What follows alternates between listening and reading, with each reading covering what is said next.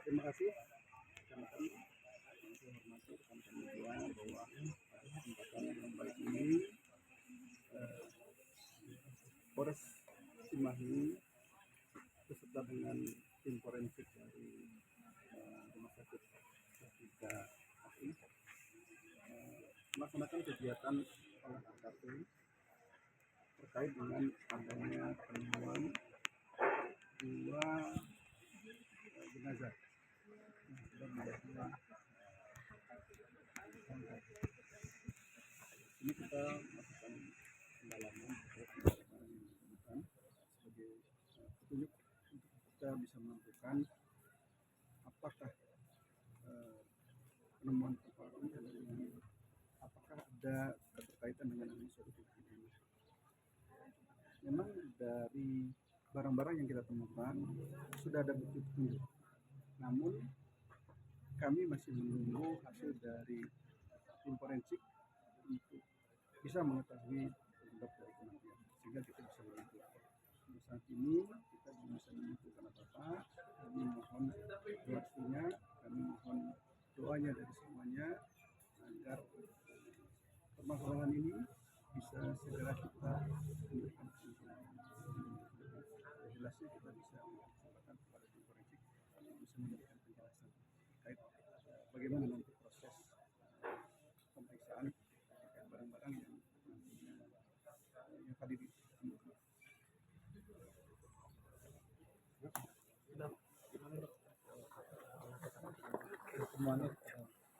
Terima kasih. Jadi kalau dari tim nanti saya yang dari forensik, pertama mungkin nanti pasti memeriksakan temuan jenazahnya. Dalam hal ini masih dalam bentuk sudah dalam bentuk kerangka. Nanti kita pasti identifikasi dulu betul-betul benar apa si A ini itu namanya yang kita sangkakan kan. Jelas itu harus kita identifikasi. Terus yang kedua kita memeriksa tanda-tanda yang lainnya. Tadi katanya apakah ada unsur tindak pidana atau enggak. Nanti kita gabungkan dengan pemeriksaan sampel-sampel nanti yang kita mau periksa untuk ada keterkaitan dengan bukti-bukti yang kita temukan dalam kasus ini. Ini sementara itu aja. Biasanya berapa lama itu? Buktinya apa aja? Kalau masalah waktu saya tidak bisa menentukan. Ini proses ini jangan terlalu buru-buru, apalagi menyangkut identifikasi ini harus jelas. Jadi ya kita nunggu karena perlu pemeriksaan penunjang banyak ya, nanti ke puslapor dan segala macam ada itu. Jadi belum dipastikan berapa tahun. Belum tahu. Untuk bukti apa itu aja? Kan di dalam tuh hanya sisa kerangkanya dok, masa sisa bagian tubuh yang lainnya kemungkinan tuh seperti apa gitu dok, hilang dari kerangkanya gitu dok? Bukan hilang ya, kan nanti namanya juga udah proses ya, itu proses. Ada beberapa secara umum, kalau secara umum ini aja kita sering menemukan kalau udah bentuk kerangka biasanya tuh paling minimal itu biasanya 6 bulan ya itu. Bisa lebih kan itu. Jadi tergantung banyak faktor ya, faktor yang mempengaruhi, bisa cuaca, bisa kelembaban, bisa dan lain-lain lah gitu. Dok, apa perlu nanti mungkin tes DNA dari keluarga terdekat atau orang terdekat kira-kira dengan untuk memastikan, karena kan ini kondisinya sudah jadi kerangka, kira-kira untuk mendukung bukti-bukti yang lain kira-kira? Ya nanti pasti kita periksa, makanya periksa untuk menentukan identitas ini kerangka ini siapa, pasti kita harus periksa. Artinya termasuk suami korban? Nanti kita pasti, yang penting kan kita periksakan ini betul-betul ini siapa. Untuk menentukan kan pasti dari keluarga juga pasti ada nantinya. Berarti proses identifikasi awal ini untuk menentukan siapa identitas si dalam CV kerangka manusia ini? Ya kan kita harus menentukan dulu kan, ini belum tahu siapa-siapanya kan. Jadi begini rekan-rekan, dari sebelumnya kan kita sudah mengetahui identitas dari korban, namun kita harus memastikan dengan jelas, dengan pasti, jangan sampai kita berpersepsi.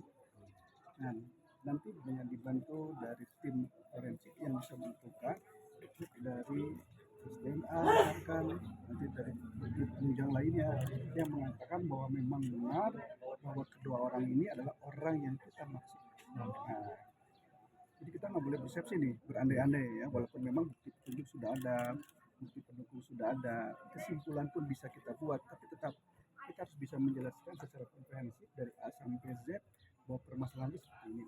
Jadi tidak ada nanti yang setengah-setengah. Nah, jadi multitafsir nantinya. Pak Baras, apa betul tadi di ruangan sendiri ada tulisan-tulisan coretan tangan atau ada bukti lain pendukung seperti yang lain? Yang betul. Betul, memang sudah ada bukti-bukti penunjang dan bukti-bukti petunjuk.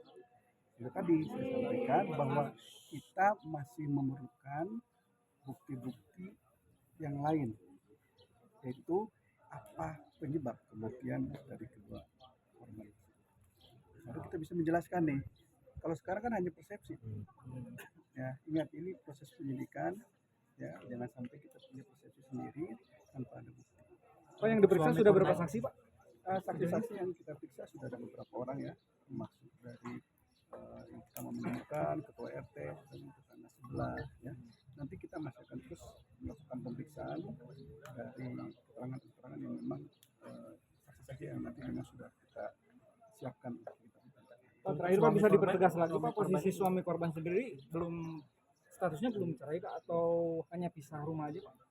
Menurut keterangannya masih pisah rumah, belum ada perceraian, dan memang keluar dari rumah ini semenjak tahun 2015. Jadi suami korban ini bisa dikatakan sebagai saksi juga. Ya, sementara kita masih minta keterangan ya. Saat Ada ini posisinya ada di Sekitar sini karena memang ada keluarganya yang tinggal di situ.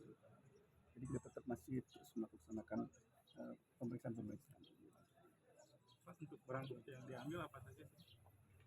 Barang bukti yang kita ambil di sini adalah bukti-bukti petunjuk ya, seperti baju, ya, kemudian sisa-sisa dari air, kemudian tulisan-tulisan tangan sebagai bukti penunjang ya. Jadi kita bisa mencocokkan antara bukti yang ada di dalam tembok dengan yang ada di tulisan yang sebagai bukti pendukung. Apa betul nggak tulisan yang dalam tembok itu sama dengan tulisan yang ada di dalam bukti?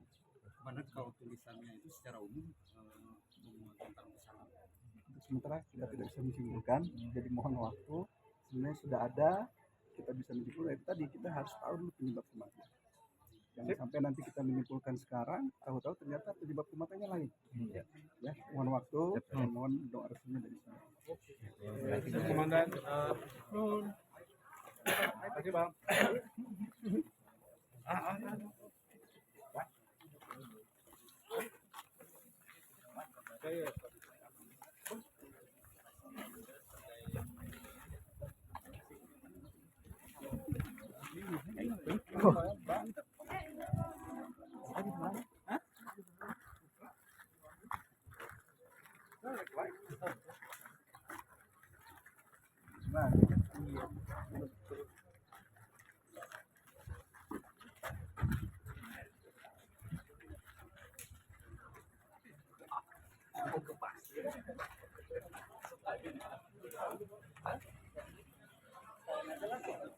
Nah,